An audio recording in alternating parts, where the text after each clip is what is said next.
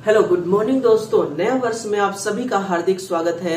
दोस्तों वर्ष 2023 का शुरुआत हो चुका है और इस वर्ष के शुरू में ही दोस्तों आप एक सपने बुनिए, आप एक संकल्प लीजिए और इस संकल्प को दोस्तों पूरे मन से पूरा करने के लिए पूरे सच्ची लगन के साथ आप लग जाइए और तब तक लगे रहिए दोस्तों जब तक कि आपको कामयाबी हासिल ना हो जाए। तो चलिए दोस्तों, इस नया वर्ष के उपलक्ष्य में हम आपके लिए दोस्तों 10 प्रश्न 10 मिनट में कंप्लीट कराने के लिए आपके समक्ष उपस्थित हो चुके हैं। और जैसा कि दोस्तों हर बार मैं आपके लिए मोटिवेशन की कुछ लाइनें लेकर आता हूं, पढ़िएगा इस लाइन को कि रास्ता भी जानता हूं, चलना भी जानता हूं, मैं आग हूं तबीयत से जलना भी जानता हूं, मुझे मोम न समझो जो झट से पिघल जाऊंगा, मैं सूरज हूं डूबकर निकलना भी जानता हूं। भले दोस्तों आपने 2022 में कोई संकल्प लिया होगा, 2022 में कोई सपने देख रखा होगा, लेकिन दोस्तों कोई बात नहीं, अगर आपका सपना पूरा नहीं हुआ, सूरज डूबता है दोस्तों तो वो निकलने के लिए डूबता है। इसीलिए दोस्तों आपको क्या करना है, भले ही आपका सपना पूरा ना हुआ हो, लेकिन अब दोस्तों 2023 में उस सपने को पूरा करना है आपको। तो देखिएगा, पहला क्वेश्चन दोस्तों आपके सामने आता है और इस क्वेश्चन का आप जवाब दीजिएगा। सिंगल फेज एनर्जी मीटर में करंट कॉइल कहां पर स्थित होती है? पहले मैं इसका आंसर बताऊंगा, फिर दोस्तों फिगर के साथ मैं आपको इसको समझाऊंगा। देखिएगा, जो इसका आंसर है ऑप्शन नंबर डी, दोनों पटलित कोर में एक समान घुमाव के साथ दोस्तों क्या होता है, ये जो आपकी कॉइल होती है ये लगी होती है। देखिए इसका जो फिगर है, ये जो फिगर आपको दिखाई दे रहा है दोस्तों, इस फिगर को आप देखिए और समझने की अपनी कोशिश करिए। ये जो आपको यहाँ पर दोस्तों दिखाई दे रही चकती, ये क्या है, किस मटेरियल का बना होता है? ये एल्यूमिनियम की बनी होती है। ये किस पदार्थ का दोस्तों? ये एल्यूमिनियम जैसे पदार्थ की। क्यों बनाया जाता है एल्यूमिनियम का? क्योंकि ये बहुत ही हल्के पदार्थ होते हैं। अब हल्के होने का बेनिफिट क्या मिलता है, इसको सुनना दोस्तों। ये जो आपकी क्या है, ये दोस्तों जो आपकी डिस्क है ना, ये क्या करता है, रोटेट करता है। कब रोटेट करती है? जो आपके घर में एनर्जी मीटर लगा हुआ है, किलोवाट हावर मीटर, जब आप लोड को खपत कर रहे होते हैं उस कंडीशन में क्या होती है, ये डिस्क घूमती है। जब ये दोस्तों घूमेगी, अगर ये हल्की होगी तो बहुत आसानी से घूम सकती है, इसलिए एल्यूमिनियम पदार्थ के बनाए जाते हैं।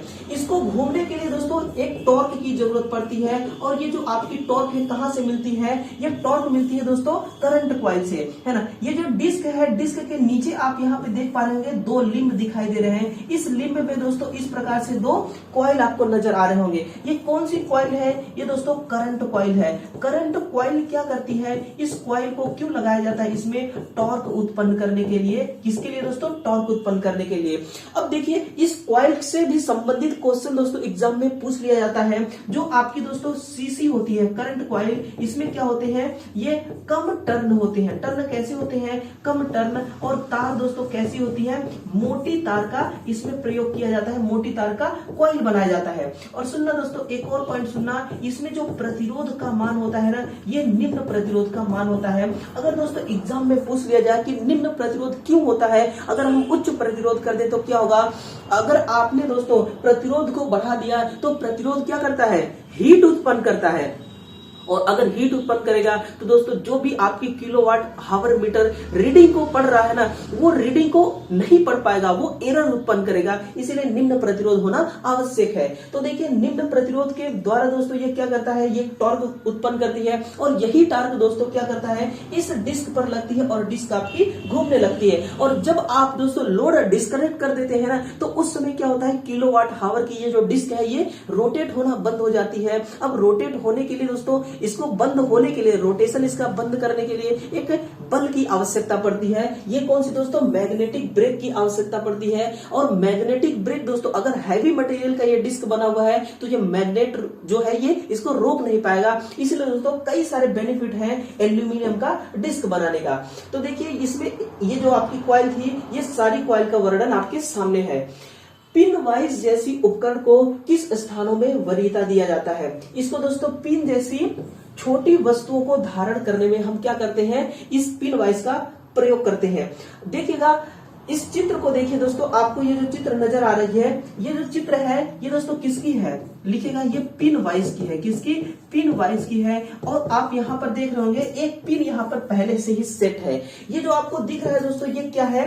ये एक पिन के आकार का ये बिट है, हैंड्रिल मशीन का बिट है और अलग अलग साइज में बिट को दिखाया गया है। इस बिट को यहां पर फिट किया गया है, यानी कि दोस्तों ये क्या करता है, बिट को अपने अंदर ये फिट कर सकती है। इस प्रकार की आपकी ये वॉइस है।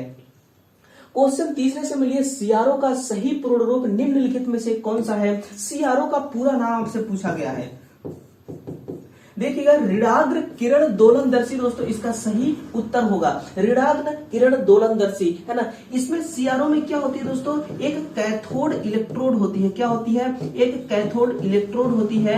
जब दोस्तों इसमें हाई वोल्टेज गुजरता है तो ये क्या करता है, ये इलेक्ट्रॉन का एमिशन करता है। किसका दोस्तों, ये इलेक्ट्रॉन को उत्सर्जित करता है। और ये जो इलेक्ट्रॉन है उत्सर्जित होने के बाद दोस्तों ये क्या करती है, ये किरण का उत्पादन करती है। और ये किरण किस पे पड़ती है, जब भी दोस्तों सीआरओ के डिस्प्ले पे पड़ती है तो दोस्तों ये डिस्प्ले क्या करता है, उसको शो कराता है। तो यही इसका सही आंसर है। फिर दोस्तों मैं इसको जब अगली बार लाऊंगा इस क्वेश्चन को, इस क्वेश्चन से मतलब कि इस सीआरओ से संबंधित ही दोस्तों दूसरा क्वेश्चन, तो फिर मैं आपको सीआरओ को भी दिखा दूंगा। लाइन टेस्टर में कौन सा लैंप टिकाऊ होता है। एक ऐसा क्वेश्चन आपके सामने आया है दोस्तों जो बिल्कुल आपकी इंफॉर्मेशन के लिए बिल्कुल महत्वपूर्ण है और आपकी एग्जाम के लिए भी बड़ा काम आने वाला है। जो लाइन टेस्टर होता है ना, इसमें कौन सी लैंप लगी होती है, तो इसमें कौन सी लैंप लगी होती है दोस्तों, नियॉन लैंप लगी होती है। कौन सी, नियॉन लैंप लगी होती है।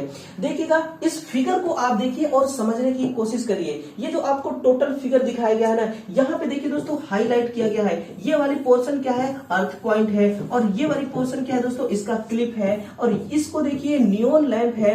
और इसको देखिए ये क्या है, स्प्रिंग। यहाँ पे आप देख पा रहे होंगे रेजिस्टेंस है। फिर आप यहाँ पर देखिए इंसुलेशन स्टीम है। देखिए दोस्तों क्या है, इसमें नियॉन लैंप आपका आंसर करेक्ट हो गया। ये आपने देख लिया। आपने यहाँ पे देखा होगा कि जब भी आप दोस्तों क्या करते हैं, इसको इस्तेमाल करते हैं सप्लाई में दोस्तों, किसी सप्लाई को चेक करने के लिए, तो आपको कभी झटका क्यों नहीं लगता।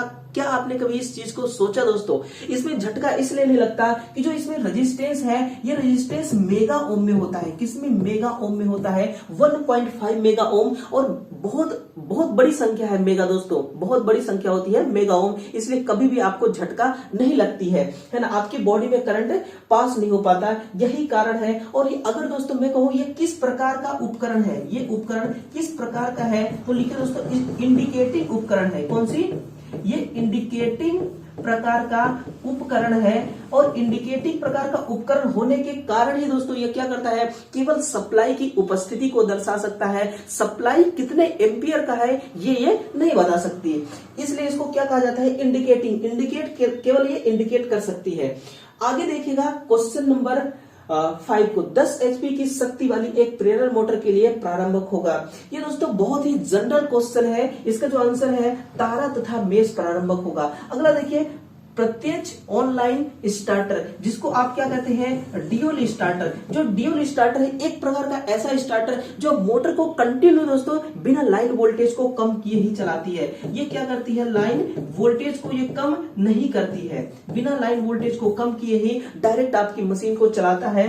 और दोस्तों ये 0.5 से लेकर के 7.5 कितना, 7.5 HP तक के मोटर को ये चला सकती है। बाकी 7.5 HP से अधिक HP रेटिंग की अगर मोटर है तो फिर दोस्तों आप स्टार डेल्टा स्टार्टर को काम में लेंगे। बताइए दोस्तों 10 HP, इसको किलो अगर वाट में बदलेंगे तो कितना होगा, 1 HP बराबर होती है दोस्तों 746 वॉट। कितना, 746 वॉट। तो बताइएगा 10 HP बराबर कितना वॉट होगा, ये आप कमेंट करके हमें बताइए।